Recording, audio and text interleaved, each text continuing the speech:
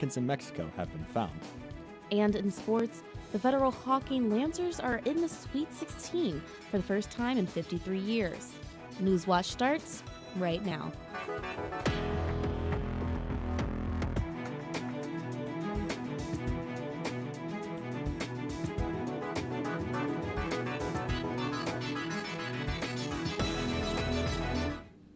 Good evening, I'm Silver Barker. And I'm Joe Collins. Welcome to Newswatch, your source for news impacting southeastern Ohio. Jury deliberations in the federal racketeering case against former Ohio Speaker Larry Householder and ex-Ohio GOP Chair Matt Borges are expected to begin tomorrow. In closing arguments today, government prosecutors say Householder led a criminal enterprise to sell legislation for political power. Householder and Borges are accused of accepting bribes from First Energy for their support of a $1.3 billion bailout for the company. Testifying in his defense last week, Householder says he pushed the bailout because it was good policy and not because of any influence or bribes from First Energy. Borges says he doesn't feel the prosecution proves the charge against him. His team rested their defense without calling a single witness. Former Meigs County Sheriff Keith Wood pleads not guilty to allegations saying he misused public funds while in office. According to the indictment, Wood allegedly withdrew more than $4,000 in public funds for his own personal use while acting as sheriff. Wood is charged with theft in office, telecommunications fraud, misuse of credit cards, and soliciting or accepting improper compensation.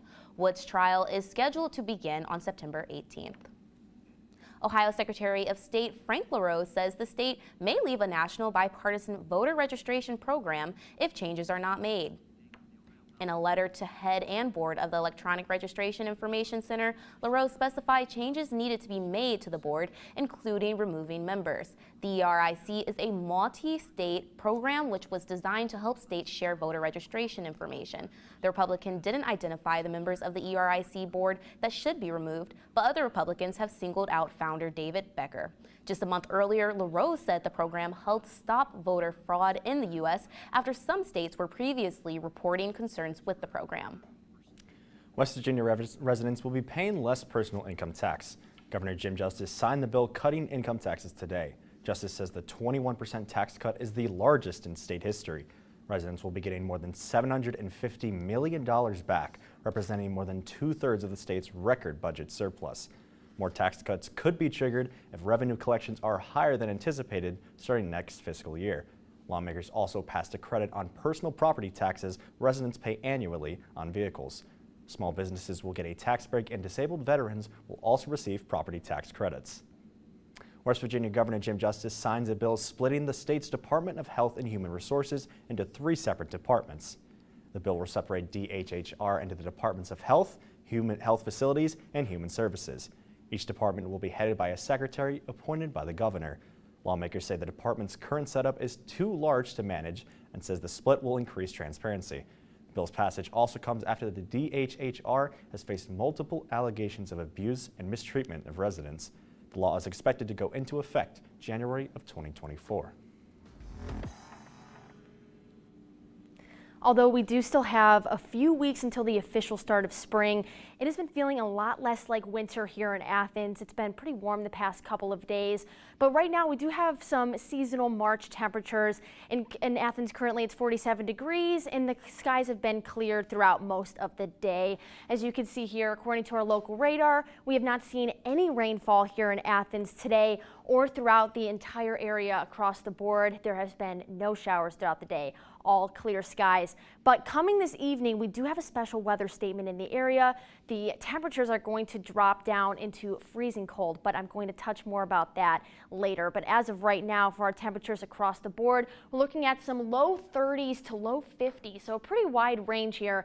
In Athens, it is 50 degrees, and as we move up north into Lancaster, 46. Same goes for Columbus, and as we move down into the Huntington area, we're looking at 53 degrees, and in Charleston, we're looking at 50 degrees. So those temperatures are going to drop as we move into later tonight, but I'll talk more about that in my full weather forecast.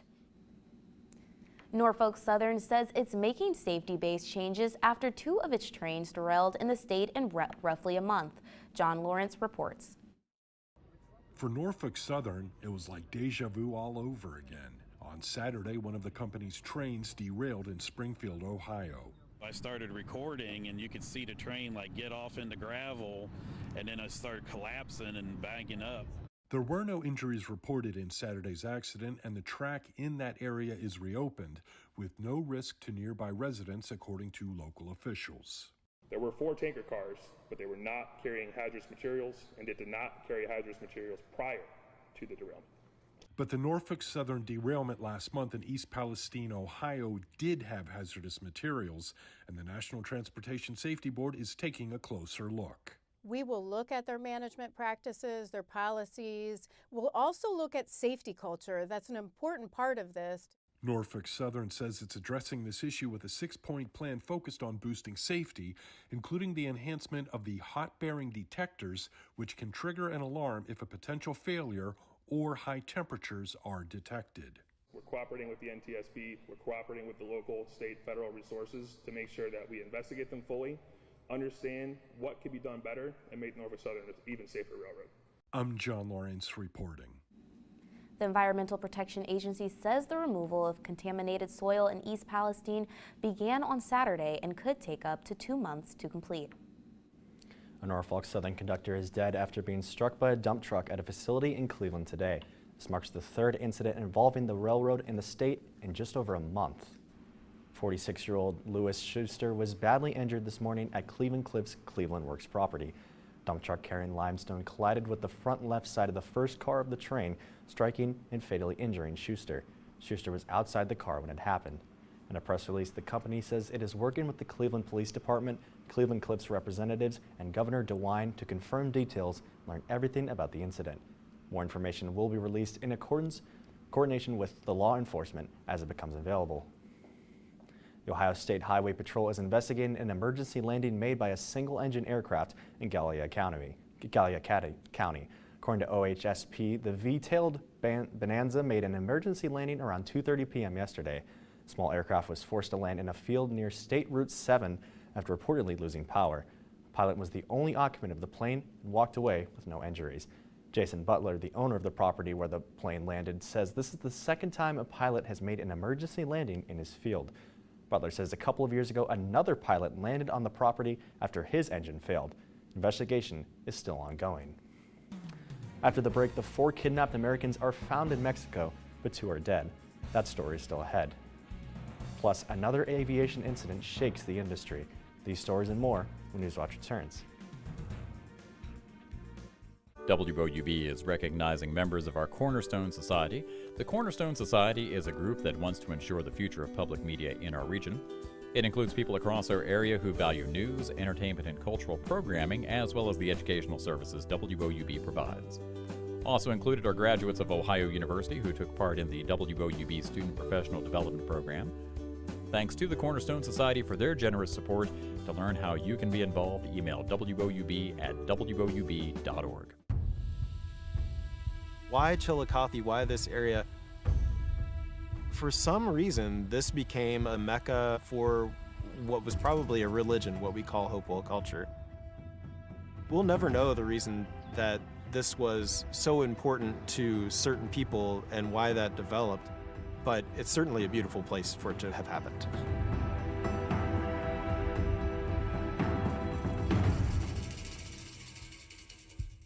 I am so honored and thrilled to have so many wonderful people on my show tonight. Miss Yasmin Williams,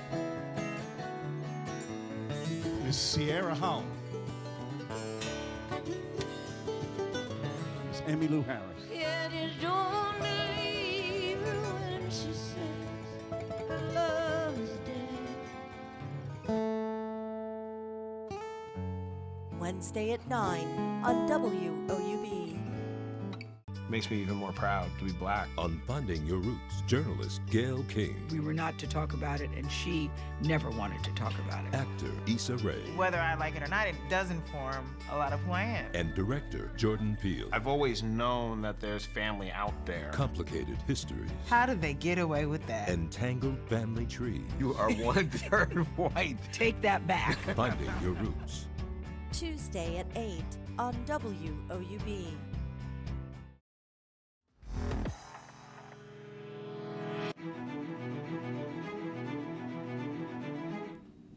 Welcome back. Officials confirmed the 4 Americans abducted in Mexico have been located, but 2 of them are dead.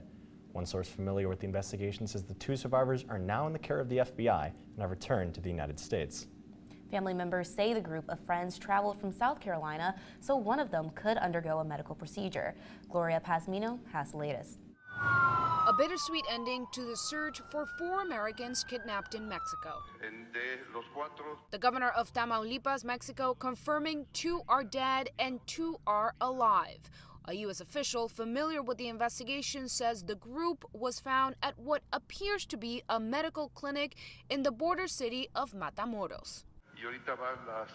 Ambulances and security personnel are giving medical support to the survivors. Video of the kidnapping is troubling. You can see what investigators believe are members of a drug cartel loading the group into the back of a truck after a shooting that left 1 bystander dead. A source close to the investigation says the abduction is likely a case of mistaken identity. Multiple agencies will now work to find those responsible, officials said. I've been briefed by the FBI, which is working with Mexican authorities, and senior department officials are working closely with our counterparts at the State Department. The State Department, meanwhile, is renewing a warning for Americans considering travel to this region of Mexico. The travel advisory for Tamaulipas State remains at level 4. Do not travel. We encourage Americans to heed that advice. In Brownsville, Texas, I'm Gloria Pasmino. More terrifying moments aboard a cross-country flight from Los Angeles to Boston yesterday. Take a look here. A passenger allegedly attacks a flight attendant and tries to open an emergency exit door. It's the latest in a string of aviation incidents that's shaken the industry in recent months. This comes as federal lawmakers try to address aviation safety this week on Capitol Hill. Chris Wynn has more from Washington. Tell them to bring SWAT to shoot me down because they're going to have. What started as a normal trip aboard United Flight 2609 would turn into chaos. It's going to be a bloodbath. I heard, a commotion. He was getting louder. Authorities say Francisco Severo Torres of Massachusetts began a string of violent outbursts about 5 hours after the plane left Los Angeles for Boston. Where's the Homeland Security with the gun? Because I'm waiting for them to point the gun at me. I will kill every man on this plane. Passenger video shows the moment when Torres pulls out what appears to be a makeshift weapon out of his pocket and says the words no one ever wants to hear. I'm taking over this plane.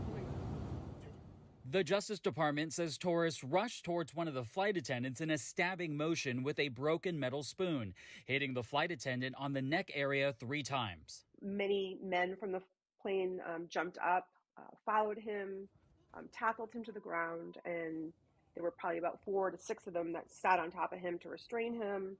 He was still screaming, and he somehow escaped from the zip ties. And when zip ties nearly ran out, people were sending up their belts to help restrain him. Torres told law enforcement he tried to open an emergency exit door to jump out of the plane, claiming that he was defending himself because he believed the flight crew was trying to kill him. The plane landed safely at Boston Logan International Airport, where Torres was arrested. I'm Chris Wynn reporting.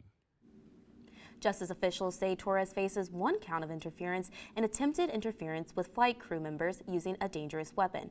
He'll remain in custody pending a legal hearing Thursday. The United States says he's been banned from flying with the airline ever again. Why worries continue to grow over the economy? That story's still ahead. And it's been feeling a little bit more like spring this week, but will that continue? Find out in my full weather forecast. And to stay up to date on the latest from Newswatch, check us out on Instagram, Twitter, and YouTube. We are at Adena Mansion and Gardens. This is where Ohio history began. They're in their writing talking all night long about what they wanted Ohio to be. What type of state did they want Ohio to be? They wrote the Constitution, came out and saw the sun coming up over the Mount Logan Range. That is the inspiration for the Great Seal of Ohio.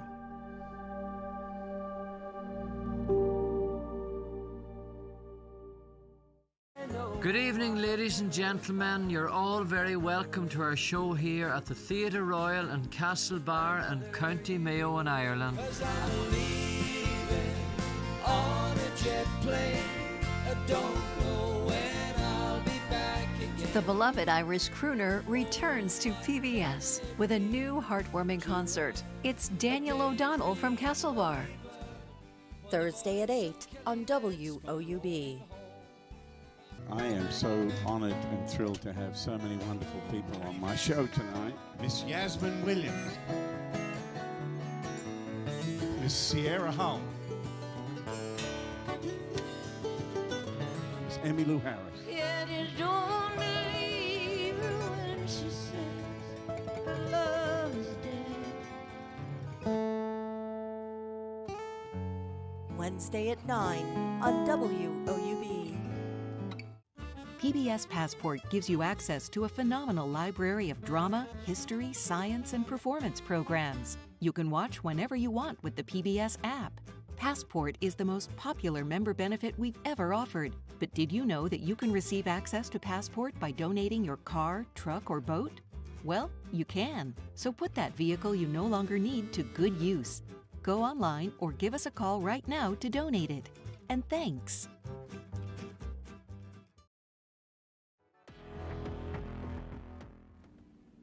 It's been so much warmer the past couple of days and feeling a lot like spring, especially with all of this sunshine we've been getting. And we had another one of those days here in Athens today. It was sunny all day, clear skies, some dry and mild weather. And we had a temperature high of 48 degrees, which is a more seasonal temperature for March, but we do have a temperature low of 25. So it's going to get way cooler in the evening, and it was chillier this morning. But right now in Athens, it's 47 degrees out there, and we do still have those clear skies that we have been seeing all day. As you can see here, no rainfall in Athens, and the same goes for all the areas across the entire board. Now, as we look at a wider scale, we're seeing kind of the same thing, but to the west of us, we do have some rainfall and some snow, and to the north of us in the Great Lakes area. But again, nothing is going to reach our area here in Athens. But we do have a special weather statement coming this evening, and that means our temperatures are going to drop by a landslide. It is going to be way colder tonight, and that can be detrimental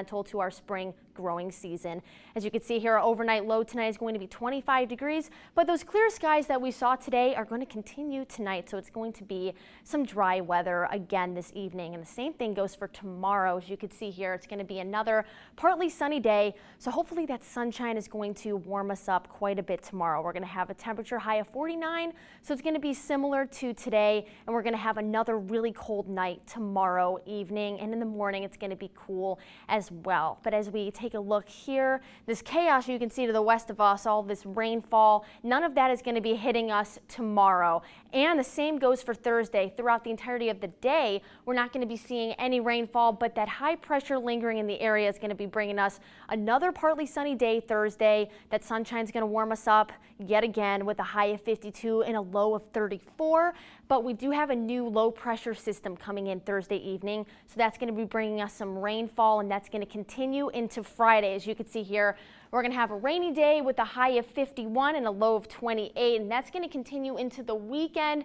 We're going to have a mostly cloudy day on Saturday, so a lower chance of rainfall. It's going to be more on and off, but as you can see here, through the start of the weekend on Friday and into the rest of the beginning of next week, we're going to have some pretty unsettled weather, and that starts on Friday. But Saturday, we're going to have a high of 43 and a low of 25. So we're going to have another freezing cold low on Saturday. So that could bring us a possibility of some snow, but definitely a low chance. It's going to be mostly rainfall. Same for Sunday. We're going to have another chance of rain. That's going to be more constant throughout the day with a high of 51 and a low of 31. So it's going to warm up a little bit into the low 50s.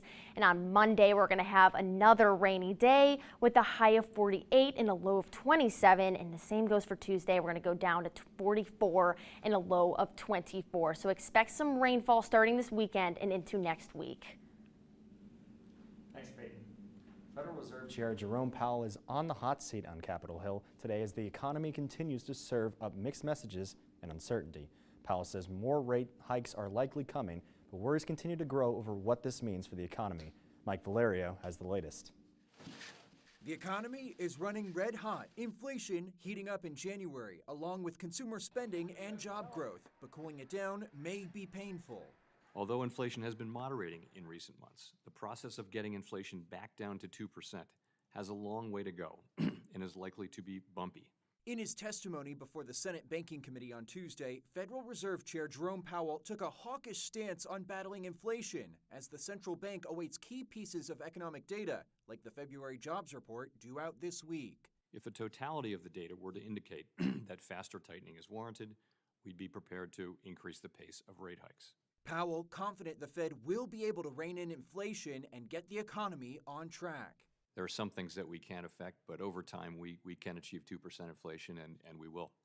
But the bank's aggressive position sparking fears of recession and job loss. Cooling the economy means laying off workers. When you're slowing the economy, you're trying to put people out of work. That's your job, is it not? You are gambling with people's lives. Though Powell remains optimistic, we actually don't think that we need to see a sharp or enormous increase in unemployment. Some economists warn continuing to hike interest rates is still likely to bring about a downturn. My guess is that the process of bringing down inflation will bring on a recession at some stage, as it almost always has in the past. I'm Mike Valerio reporting.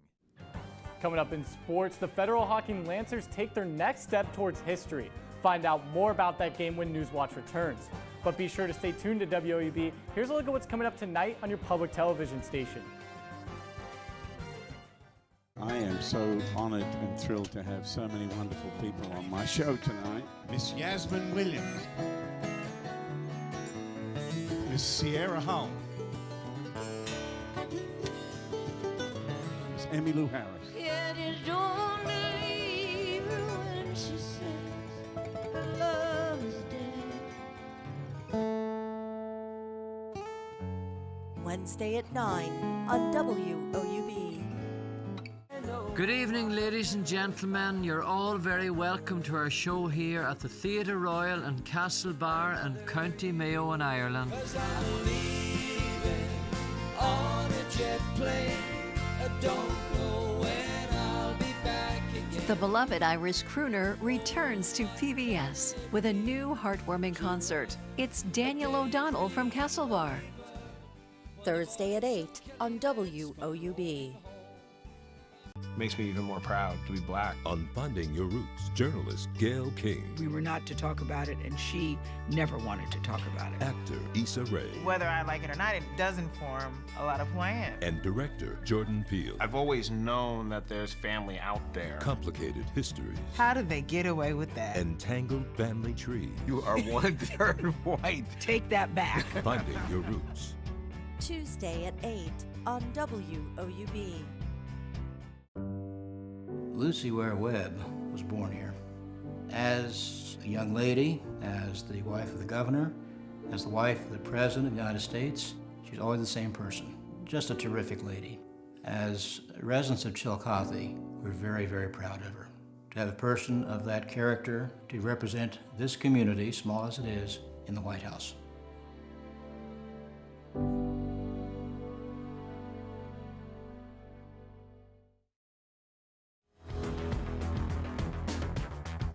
Stewart, stand up. The Federal Hockey Lancers are in one of the biggest games in school history over at the Convocation Center.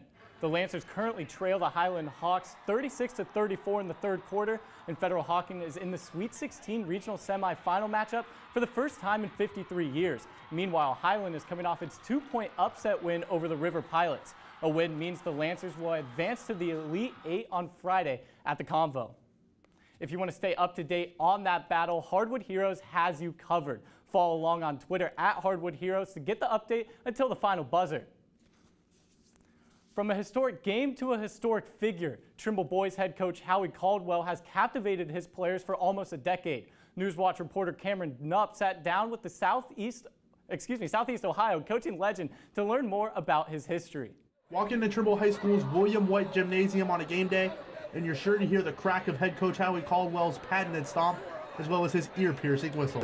It seems like it's always been in my repertoire. I always have six papers in my hand from the practice schedule the day before. The stomping of the feet, it's to get the attention of the players. Caldwell has been the model of consistent success for decades now. He's been coaching for 48 years, 38 as the head man, winning well over 500 games in the process.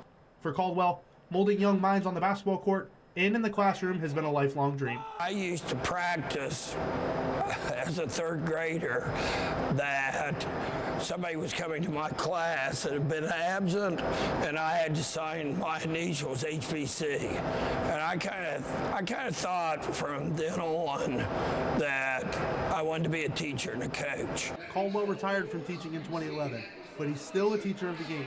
He teaches each of his teams to play with a hard-nosed, blue-collar identity. This identity has certainly made Caldwell's team successful, but perhaps even more important are the relationships that Caldwell has formed with his players. It's difficult to play for me, I'm not going to lie. Very demanding. Expect 100% all the time. But they know I wouldn't do anything and they wouldn't do anything for me. Tyler Hill has perhaps the most unique relationship with Caldwell. Hill's a sophomore on Caldwell's squad and also happens to be his grandson.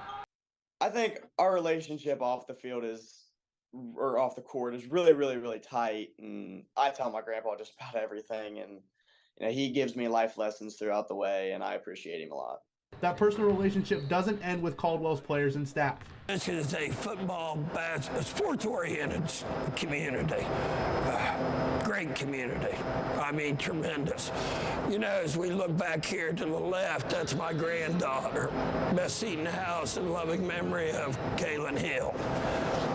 They wouldn't have had to done that. Just out of the goodness of their hearts, they did. And you know what? Nobody sits there. That's Kaylin's spot. Great community. Caldwell will begin his 10th season at Trimble in 2024. And whether it ends in a trip to Dayton or a first-round exit, his connection with his players and the community will transcend the result. Reporting for Newswatch, I'm Cameron Nutt. And guys, what a story. My favorite part was in third grade. He knew exactly who he wanted to be as a teacher. What about you guys? When I was 8 years old, I wanted to be a race car driver. Yeah, I wanted to be a ballerina. All right, and now we pass it over to Peyton with a look at final weather. Thank you, Silver. Yeah, I hope you guys enjoyed the sunshine today because you're going to be shivering this evening. We're looking at an overnight low tonight of 25 degrees, but we're still going to be seeing those clear skies. But luckily, tomorrow it's going to warm up again. We're going to have a temperature high of 49 degrees, and it's going to be partly sunny, but we're going to be right back down again to a temperature low of 26 degrees. So it's going to be really cold tomorrow night, too. As we move into Thursday, we're going to have another partly sunny day with a high of 52 and a low of 34, and then those temperatures are going to stick around into the weekend and into next week with some rainfall. And finally, tonight, archaeologists have uncovered an ancient statue and shrine in Egypt. During an excavation on the eastern bank of the Nile River, they found the artifacts carved in limestone. A sphinx-like statue was uncovered inside the shrine. Scientists believe it could represent the Roman Emperor Claudius, who ruled from the year 41 to 54. Excavations at the site are still ongoing. Looking at those photos, I don't know why, but when I heard Sphinx-like, I expected it to be a lot bigger than what it actually was. Absolutely, yeah. Yeah, no, I think that's very interesting. Yeah. And that does it for our broadcast this evening. Thanks for watching. For all of us here at Newswatch, I'm Silver Barker. And I'm Joe Collins. Stay tuned for the PBS NewsHour coming up next. And remember, you can find the latest news anytime at WOUB.org or follow us on social media. Have a great night.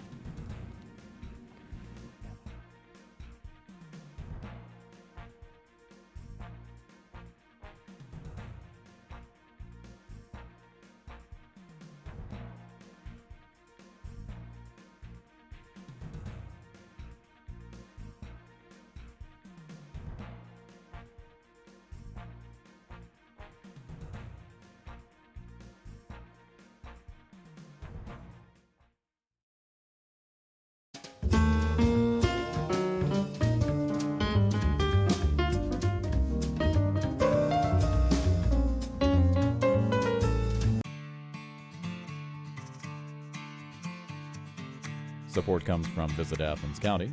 More information can be found at AthensOhio.com. Athens, it's more than a place.